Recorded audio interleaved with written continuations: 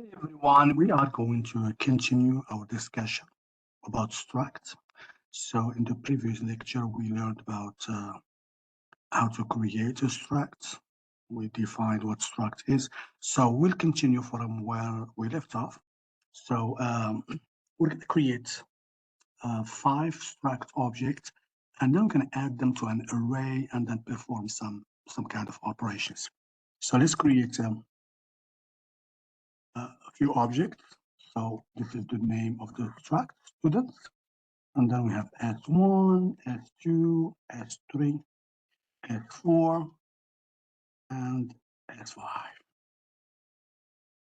And then to manipulate them better, so we're going to create an array of struct, just like the way we create array of string, array of int, array of double.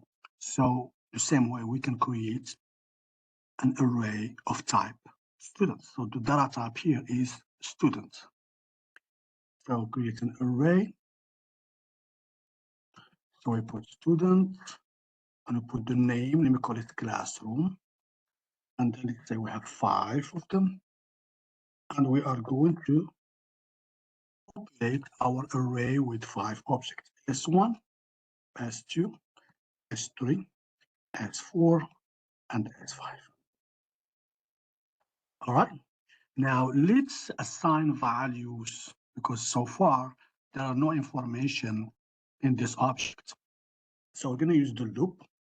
So that's the advantage of using an array. It's easy to access them, and also it's easy to manipulate this information. For example, you can easily find some good information like the highest grade, the name of a student who met certain criteria. So first, let's populate that array.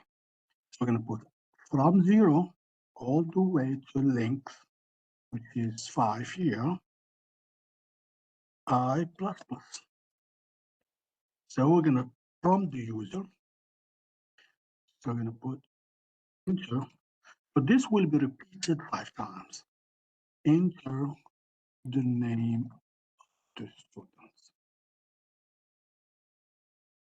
And then it's stuff like saving it in a variable, and then from there to the array, we can just do it directly. You can just put CIN or CN, and then we put classroom I. So this way, whatever the user, whatever value the user gives, it will be saved automatically. So classroom, I have double R here. All right, and then we're going to do the same thing for, save there is anything missing here, enter, and then we're going to save it in classroom I.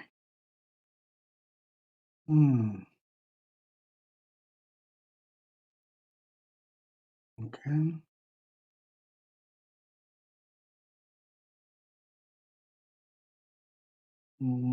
See why this is an error. I don't see any error here. So we created 5 objects. We assign them to an array, and we said for every element, for each value of I, we're going to ask the question, is enter the name of the student, and then classroom I. I'm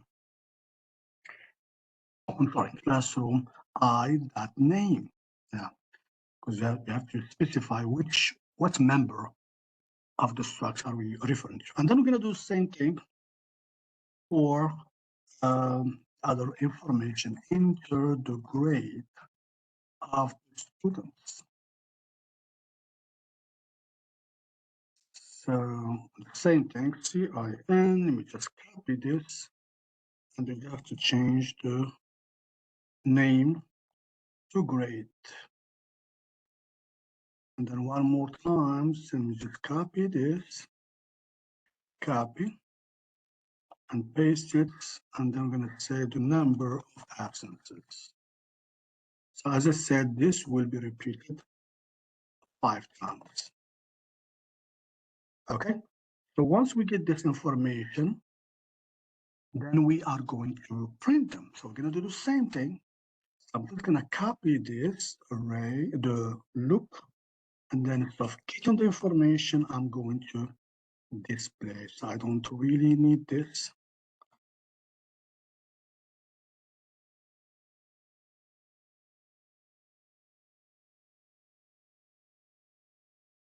I'm going to put here the name of the student is, and then I'm going to put the grade of the student. So again, this will be repeated 5 times or whatever the size of the array is. And then finally, the number of absences. So we're going to run the program and then make sure it's working, and then we can continue. So let me run the program. Okay, I have to put the answer here, which is classroom. The same thing right here. Classroom I dot name, and then the same thing right here. Classroom dot grade. So it will be printed.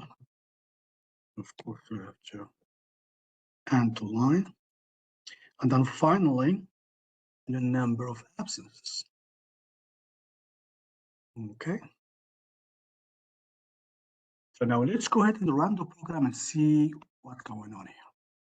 So the first thing is going to prompt you to enter, and this will be repeated 5 times. So let's say here, so let's say the first student, Steve, he got 96, 2 absences. The next student, Maria, she got 84, 3 absences. Okay. Say Katie, so she did, or she got 75, and then she has 1 absences. The next one, let's say John, so let's say he got 58, and then 4 absences. Enter the name of the student, that's the last one. So let's say we have David, and then let's say he got 68, and then 1 absence. See, right here it shows the information for each one of them. So now let's take it a little bit further, like one step further, and then try to find, for example, the highest grade. What is the highest grade? So you can do, for example, right here, and say find the highest grade. So I need a variable. I'm going to put it highest, and I'm going to assign it a value of 0 because there's no negative number, so it's safe to start from 0. So I'm going to do the same thing. I'm going to use the loop and then keep comparing highest to every single grade of the 5 students we have. So I'm going to put I equals 0, I less than 5, and then I plus plus. So I'm going to put here if the classroom I, that grade is higher than highest, then highest should be equal to that specific grade. Okay, we can even find the name of the person. So we can put string and then name, okay, high grade student. Okay, so once we find the highest grade, we are going to save it.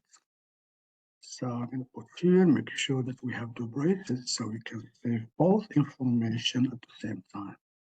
So we're saving the highest grade.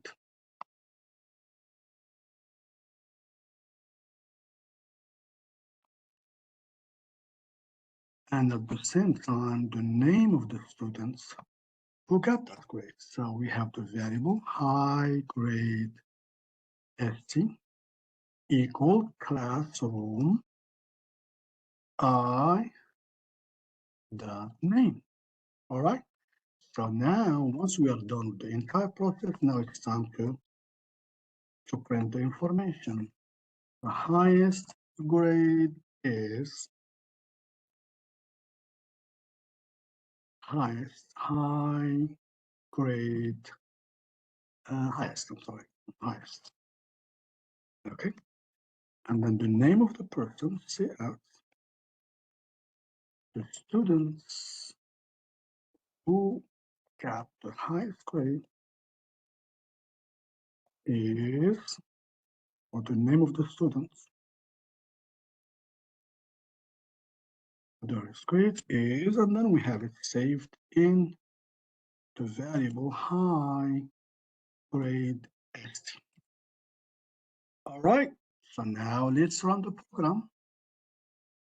So again, we're going to start over naming the students and then their information. So we have 96, and then we have 2 absences. Okay, Monica, she got 84 and 3 absences. John got 78, 4 absences. Okay, and Jasmine, she got, let's say, 100 and then 0 absences. Okay, Maria, she got 68 and 4 absences. As you can see, we have all the information. And then look right here, the highest grade is 100, and the name of the student who got, I'm sorry, I spelled this incorrectly, got the highest grade, which is Jasmine. Okay. As you can see, the struct is an easy way, very convenient way to put all this information, all this variable, have 3 or 4 variables, you put them all together in one container. So it's easy to keep track and then also to find the information that you are looking for. I hope you find this lecture useful. If you have any questions, please let me know. Thank you.